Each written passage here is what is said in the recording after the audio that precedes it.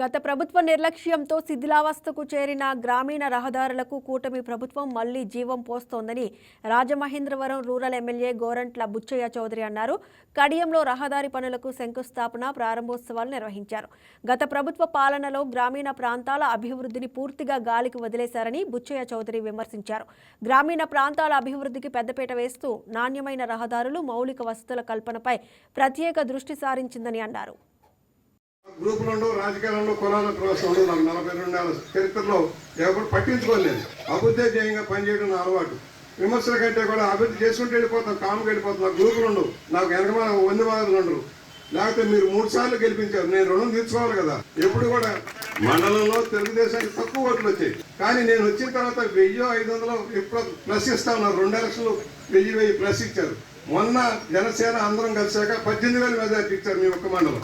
అందుకని ఇవాళ 45 కోట్ల రూపాయలతో పనులు చేస్తా ఉన్నాం. మర్చిపోకండి, 45 కోట్ల రూపాయల పనులు అవుతుంది. ఇవాళ మన గోదావరి గట్టున దుర్గేష్ గారి సారథ్యంలో మా సుబ్బారావు గారు, నర్సయ్య గారు అంతా కలిపి గోదావరి గట్టును కూడా సిమెంట్ రోడ్ వేసాం. ఇవాళ రామిరెడ్డిపల్లి మా జమీ గారు గోలగోలు చేసేవాడు. ఎందుకంటే అప్పట్లో ఫస్ట్ రోడ్డు అదే వేయించారు. సత్యనారాయణ గారు దృష్టిలో పెట్టుకొని ఆ రోడ్డు వేయించారు, బీటీ రోడ్డు. తర్వాత మళ్ళీ సీసీలు మొదలెట్టాం. సీసీ వేసేటప్పుడు సమస్య వచ్చింది. అయ్యా మొన్నే కదా బీటీ వేసారని రాపారు. మొన్నటిదాకా భయంకరంగా ఉండేది. ఒకసారి చేసి చూపిద్దామని దామిరెడ్డిపల్లి అయితే విమానాలు దిగేలాగా చేసాం రోడ్డు. విమానాలు దిగొచ్చు కూడా ఇవాళ ఫస్ట్ క్లాస్ అయిన రోడ్డు వేసాం. దాదాపుగా 3.3 కోట్ల చిల్లర, 3 కోట్ల 10 లక్షలతో హై స్కూల్ దాటిన దగ్గర నుంచి జోగురుపాట దాకా కూడా రోడ్డు వేసుకెళ్ళిపోతున్నాం. ఆల్రెడీ మా సర్పంచ్ గారు ఇక్కడే ఉన్నారు, కడియం సాగరం.